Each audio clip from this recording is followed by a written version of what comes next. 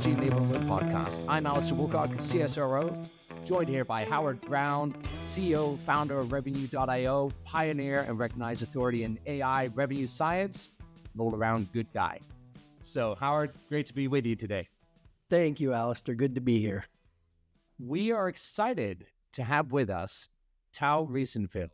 Tal is the co-founder and chief revenue officer at Sunbit. Now, this is an amazing space when we think about it in terms of the BNPL, the buy now, pay later space. We have companies like Affirm.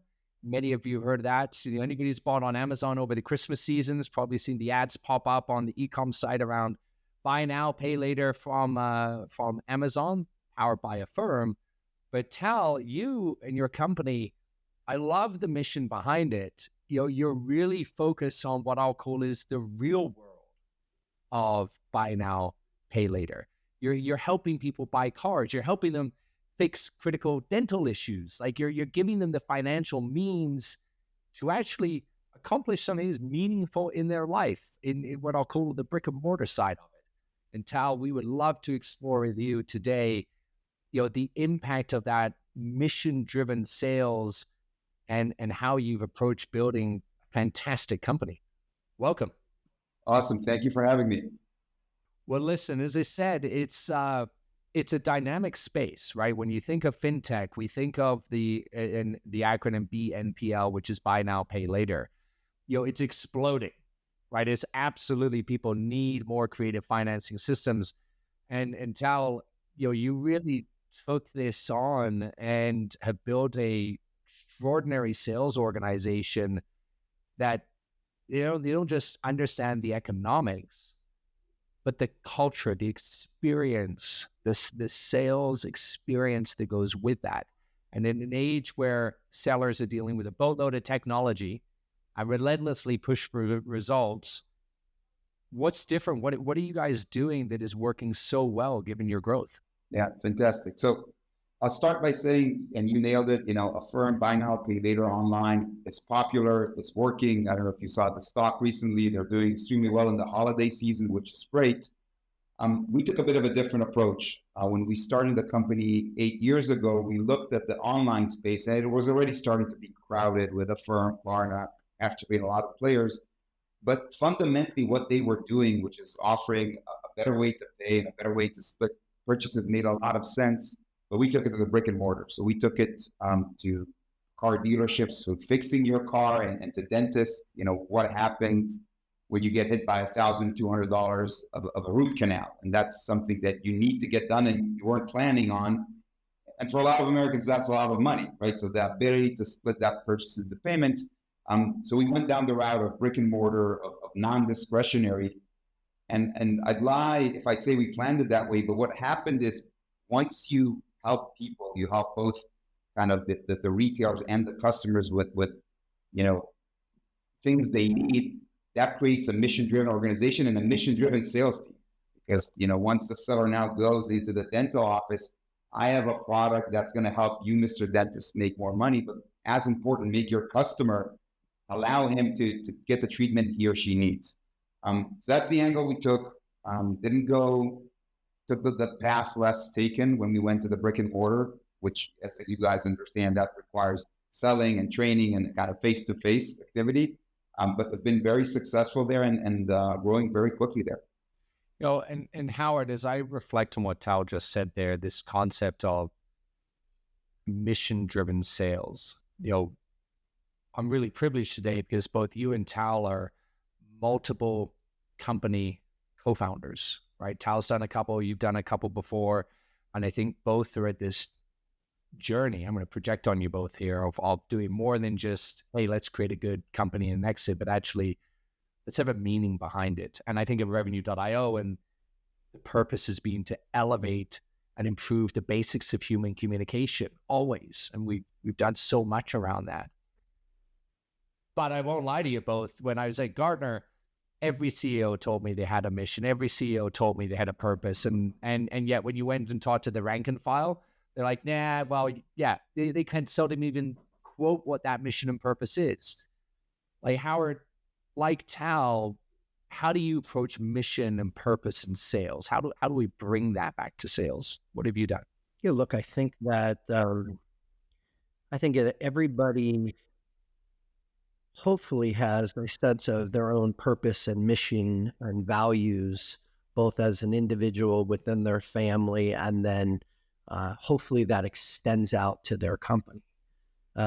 For me, as you know, my background is in clinical psychology. It's in helping people with very difficult, challenging relationship problems, personal problems. And for me, it's always about how I can be helpful. And when I think about sales and I think about the challenges that every salesperson is confronted with on a daily basis, which is there is a stigma that's attached to sales. It's, in a lot of people's eyes, it's a pushy profession that's all about money and it's all about me, me, me. That is both unfair and untrue in a lot of cases. Not in all cases, but in a lot of cases. However, given the transformation of what sales is and what it used to be, I don't think everybody's up to speed on how the profession has changed. And quite frankly, the profession has changed, not driven in most part by the sales profession, but by consumers.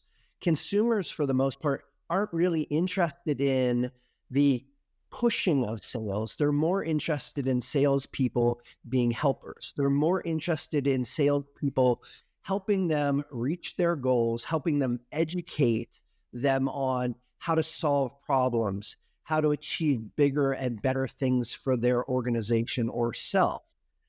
That requires not only for the business world to understand that change, it requires each individual sales rep, because I think in many ways, sales reps have internalized this stigma of nobody wants to talk to us, we're annoying, we're too pushy.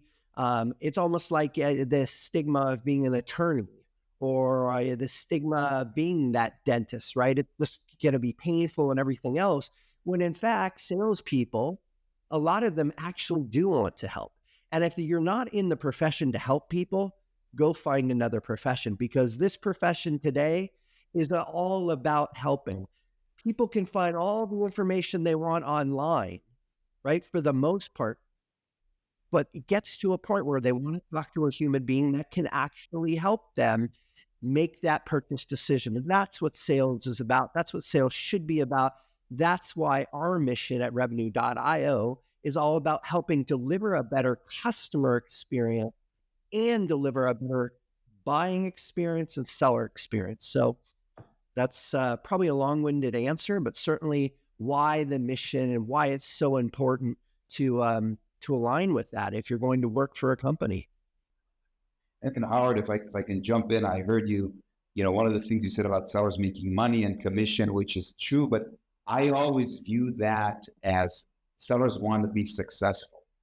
And the commission check is a symptom of saying, hey, Howard, you did a good job this month, hence you're making money. But at the bottom end, if you look down deep in, sellers want to be successful. And if you're selling a good product, if you're proud of that product, if you're adding value to your buyers, then the paycheck it's a nice to have, and we need to pay the electricity bills. But I think sellers are less attached to commission and paycheck than people think. It's just a way for them to get a good job and pat on the shoulder. That's the way I look at that. Yeah, and look, even in how you said it, nobody should feel guilty about making money. Let's face it, you could build the best product or service in the world, and if nobody buys it, you're going nowhere. Your organization is not going to grow, and you will go out of business. So it requires people, salespeople, to help articulate the message, to help connect the buyers and their needs and the problems they have to what it is you're offering. So you should make a good living by doing sales, because without sales, nothing happens. It is the lifeblood of the organization. So there should be no guilt in making a very good paycheck for being very successful, because guess what's happening? your customer hopefully will be successful with your product, and your company will be successful because they are getting value and they are getting compensated as well. It's, I think you're both absolutely bang on when you think of the mission and the purpose behind the seller, right? I love this idea, be the chief helper. And if they're not wired that way, you shouldn't be in it. Tal, to your point, yes, compensation's the symptom, right? That's just what you get out of it. There's nothing wrong with that. There's nothing disingenuous with that. But I do want to just press harder on, Tal, how have you really connected that mission of helping people, right? It's great to say, yes, I'm going to help people when they need to buy a car, which in many people's case, transportation opens up a whole nother world of economic advantages, simply being able to go further than 5 miles, right? Like it's real things to a large portion of the population. But beyond the lip service of, yes, there's the need, what does it actually mean? Like you've built a fairly sizable sales org now. If we had one of your sellers on here, what would they say beyond the lip service of when to say they're behind the purpose? How are they connecting? Yeah. So first of all, again, and it does start with the mission and the vision. And, we started the company because we believe people deserve to make the most out of their money. And just by saying that and meaning that's where you start. And I always say for every new seller, and that through the process, they understand it. Some of the things is just, you see the products we're selling, we're not selling Gucci bags. We're not selling Pelotons. We're not selling t-shirts. We're helping you fix your car. We're helping you, with your healthcare. But I always say, with that said and done, there's always a point. I see it in every new seller that at a certain point, even though they heard all that I said and they get it and they signed up, there's that day where they call and they come back and they say, you know what happened today? I went to the dentist and I sold this product and they thanked me and the associate thanked me and the doctor. There's that point. I always say there's the seller before and after. And the after is where you suddenly believe that, this is a product I'm actually helping the office and I'm actually helping the end customer. So I like what you said, you need to feel it. And there's the seller before and after. And before, the seller is joining a company that's growing and has a cool product and so on and so forth. And then there's the after, where the seller can go back to his or her partner and say, hey, I just got a call from one of my prospects telling me that 2 customers that were not able to pay for their root canal, just, they were in pain and we solved the problem. So at the end of the day, it comes down to, it doesn't matter what I say, they need to feel it by themselves. But once you do, you've got a different seller from that point on. I think that's an extraordinary insight. And Howard, you work with a lot of enterprises around the world, and they are big teams.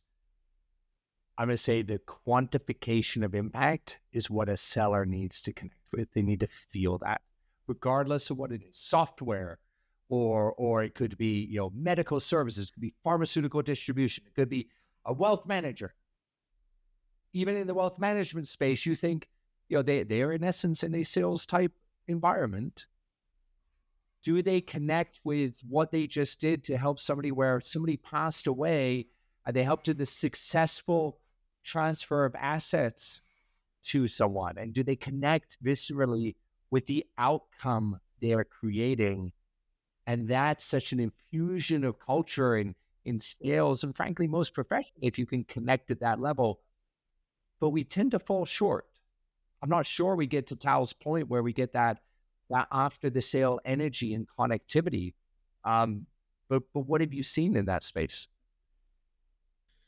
Look, I think that in today's business environment, and especially in subscription businesses, we know that just acquiring a customer is not enough, right? The cost of acquisition for a customer is extremely high. And because of that, the way the model typically works is you need to retain that customer over a series of several years. And as a seller, you are promising to deliver value of whatever product or service that you are delivering. If you are not delivering that service, if you're not helping that customer achieve their goals, then that customer is going to go away. And so everybody talks about sales being so great. Well, sales is great, but there is a cost of sale. And that cost of sale for a lot of businesses is the entire first year of that subscription revenue. So the key is really to retain that customer. And the way to retain that customer is making sure you deliver that value. So salespeople today not only have to sell, they have to sell to the right customer. They have to align that customer to the value that they're going to deliver. And they need to make sure that their organization continues to deliver value to that customer and future customers. So it's not a transactional sale necessarily. It's about delivering value, delivering a vision, helping whoever you're selling to imagine a better version of themselves, right? I'm working on things I am more passionate about. I'm not wasting my time on manual tasks. I'm doing things that will help my team. That is what's going to resonate. So if we're not selling things that add value, that will continue to add value, it's probably not going to work out for the business anyway. And how the way we solve that structurally, and I'm going to go back to compensation for a second. In our company, because of the type of product we sell, 50% of the commission the seller makes for the business signing and launching the program. Good job.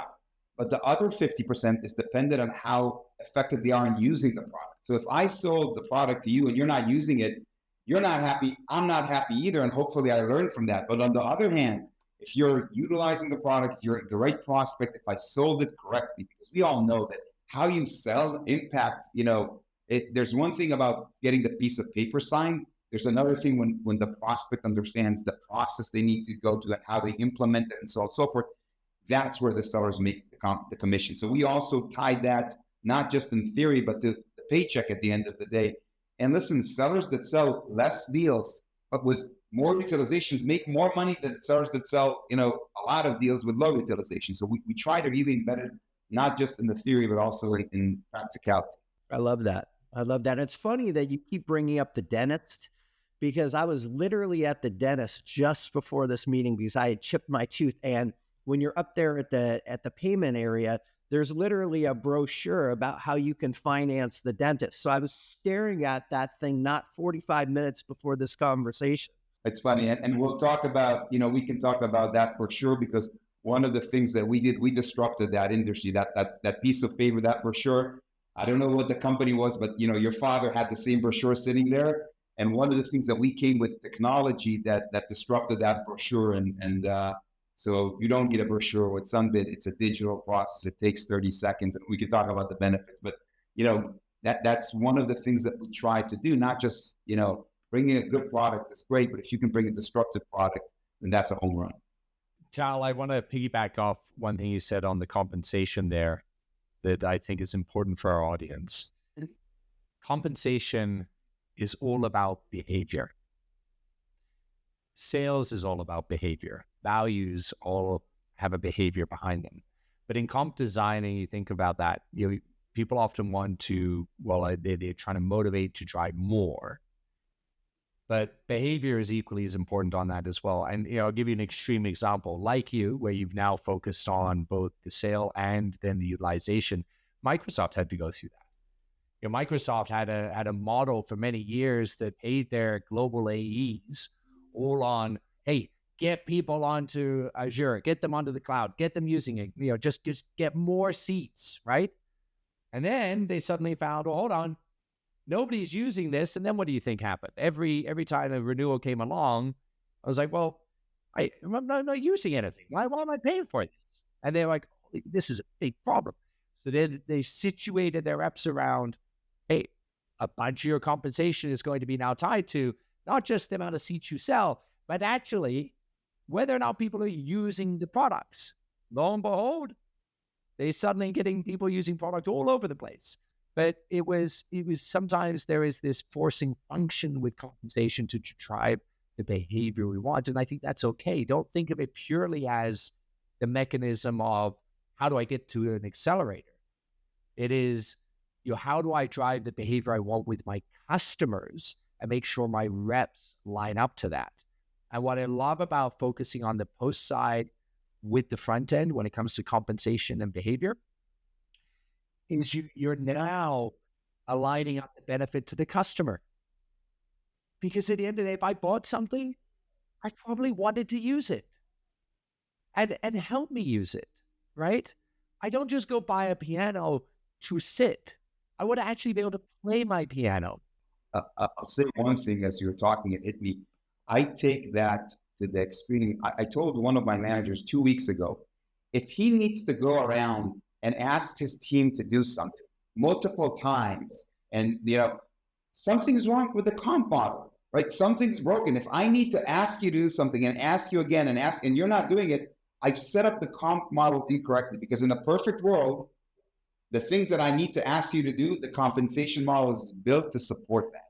So whenever, and again, I always tell sales managers, if you're running after your sellers, if you're sending them, if you're repeating the same conversation again and again and again, maybe in the next quarter, you need to reevaluate your comp plan and make it a minor tweak where at this point you're not asking, but the seller understands why he or she needs to do that and how that impacts them. Absolutely. Absolutely. And that's a perfect segue to this thought for you both. When you think of seller experience, I'm going to start with customer experience. Okay? Imagine in a world today, going and buying a product from anywhere. And imagine if you had to interface with 6, 7, 8 different tools to actually buy that product. Would you? That's a bad experience. It's a terrible experience. I need to click on more than 2, 3 things, I'm out. Absolutely. It's terrible. It's terrible. And we all know that. That's hardly new. For the past decade, we've been relentlessly focusing on making the customer experience as easy as humanly possible in B2C and B2B and B2B2C. But why is it we're perfectly okay with the seller experience involving what is today 7.4 tools on average and being absolutely impossible for them? Like the average seller actually only spends about 30% of their time actually selling. We're asking them to be mission driven, yet we're asking them to use a plethora of technology, and we're doing nothing to improve the seller experience. And how do you expect a seller to expose the values that you both eloquently put at the beginning of this call if we're not solving for that seller experience? Well, I think you're teeing me up, right? I mean, obviously that's the story, right? That's what we built. The idea of asking a seller to deal with a buyer or deliver great support or a customer experience day after day, after hour, where they can't get the answers they need, the information they need to reliably help whoever they're dealing with.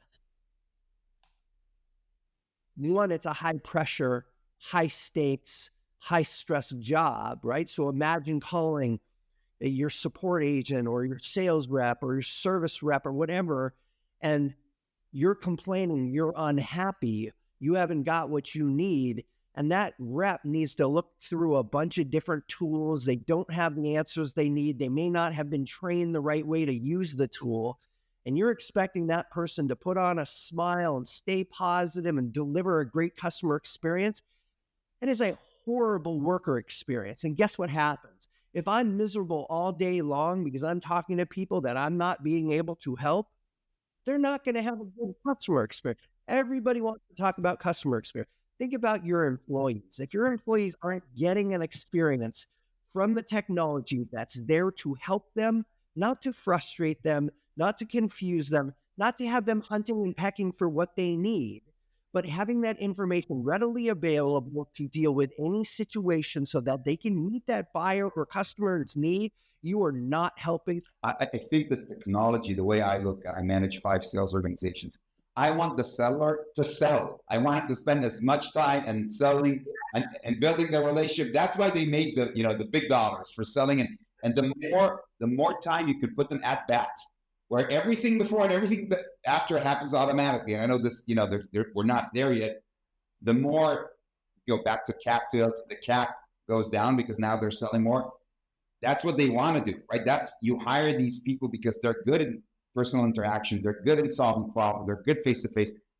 they might not be great and like data input and follow up and all that stuff. So the more, and you don't want them to do that. Those are not higher order things. Those are things that we build AI for now. Those are things that we build great systems for.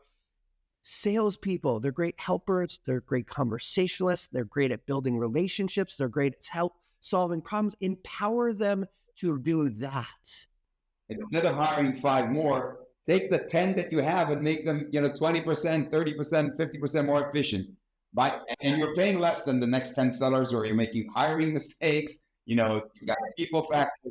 You got ramp, you got all of it. It's a big waste of time. Just use what you have, make them better, make them more successful, and they'll tell their buddies, and you'll get more inbound great salespeople than you can imagine. Give your best sellers as many at-bats as you can. That's our job. Amen. Gentlemen, I got to stop us there because we are nearly out of time. But what a great way to wrap up this episode. I think you encapsulated the seller experience perfectly there. And Tal, we always like to finish off with a little bit of fun trivia here.